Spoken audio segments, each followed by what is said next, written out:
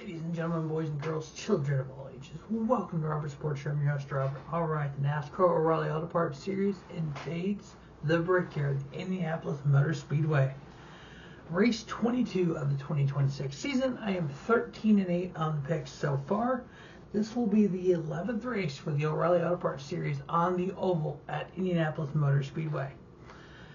Pennzoil 250, 250 miles around this famous 4-turn, 2.5 mile racetrack, 100 laps, 3 stages, 30, 30, and 40. Now, they've been back to the oval now for 2 seasons. This will be the race 3. Then they were on the road course for a few years. But overall, there's been 10 races prior on the oval. 8 of those 10 races on the oval, the winner qualified in the top 3. That's going to make qualifying today so vitally important. The other 2 started 7th and 8th, so no one has started worse than 8th in 10 races in the O'Reilly Auto Parts Series on the Indianapolis Oval and won. Stage breaks started in 2017, so of those 5 races, we've had between 5 and 8 cautions. The last 2 seasons, we've had 6 and 7 cautions, respectively. So you're looking at about roughly, if 8 cautions is the most, you kind of do that median right in there about 6 or 7, 6, 7. You take away the 2 stage cautions, so you're looking at about 4 to 5 other cautions throughout the event in that 100 laps. Now, in those 2 races we've had so far, Taylor Gray finished 3rd last year. William Swellish finished 6th last year. Ryan Sieg has an average finish of 8.0. Dean Thompson finished 10th last year.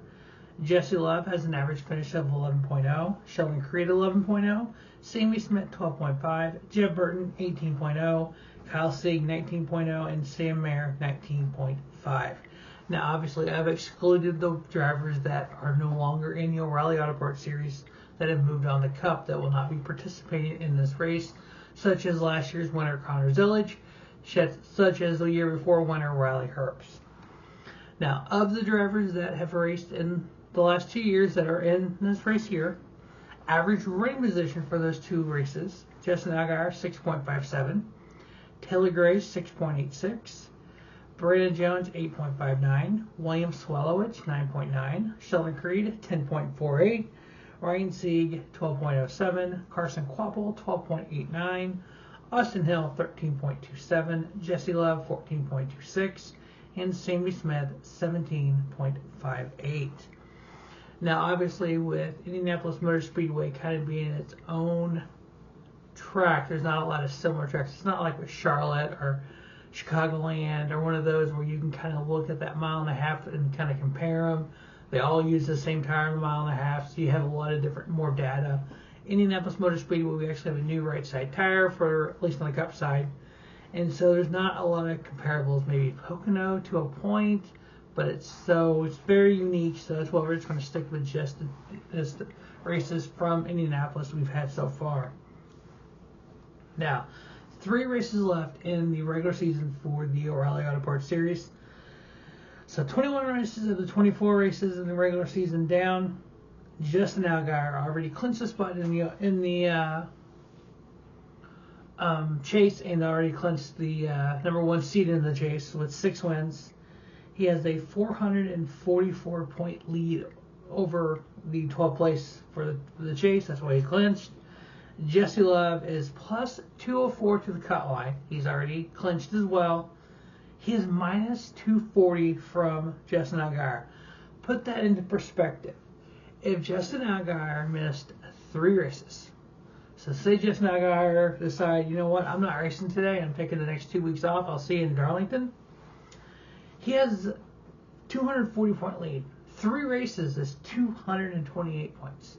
So if this was 3 races left in the chase, he would have clinched the championship already. So I have a feeling that Justin Allgaier clinches with at least 2 races left this year. 3rd place in the points right now, Sheldon Creed with a win, plus 171. Corey Day with 2 wins, plus 167. Carson Kvapil, plus 160. Brandon Jones with a win, plus 142. Big Country Austin Hill with 2 wins, plus 137. Sammy Smith, plus 117. Parker Retzlaff plus 71.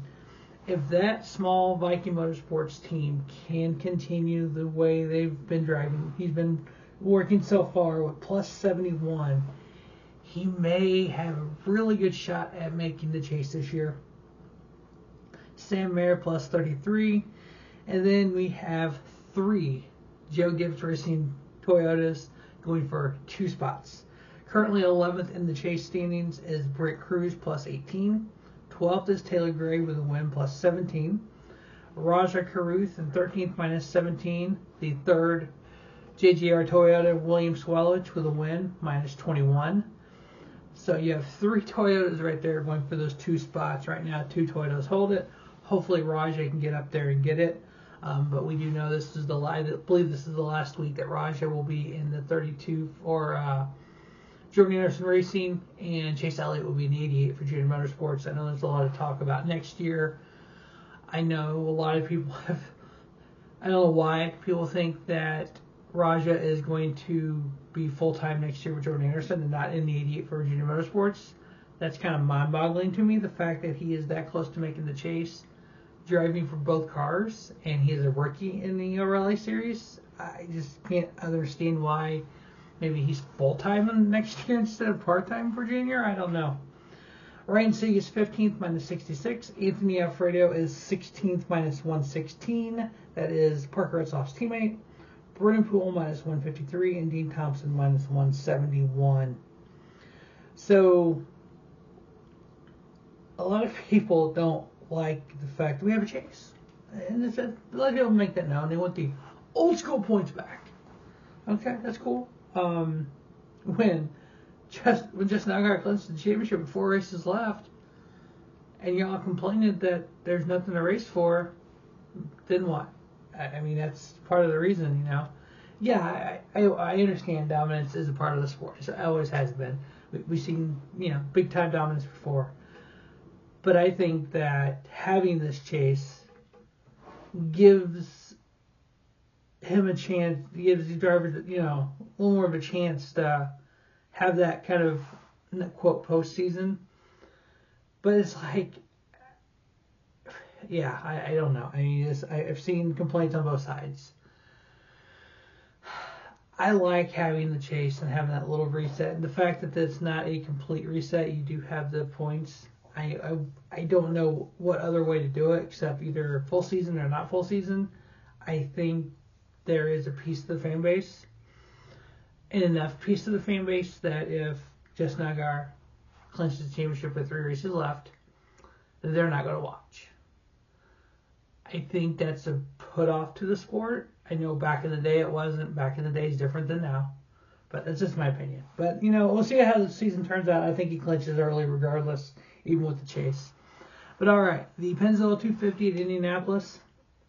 I'm going to make my, based on practice, which typically I don't do that because if you look at average running position and average finish, Toyota seems to be pretty high up. I'm doing what I've done before in the Truck Series. Junior Motorsports. That's who's going to win the race. There's 5 of them. Pick one. I just literally wrote down JRM. You got Carson Qualpole in the number 1, looking for his first career win. You got Justin Nygaard in the number 7. You know how fast he is. You got Sammy Smith in the number 8, looking for his first win of the year. You have Ross Chastain in the number. Ross is in the number 9. He's won before the number 9. At number 9 is won this year. And then you have the 88 with Chase Elliott. How do you go wrong with that? The only car number of the 5 for JRM that has not been in victory lane this year is the number 8, Sammy Smith. So that was one of my bold predictions when the season started, was all 5 JRM cars would win races. We got the number 8 left.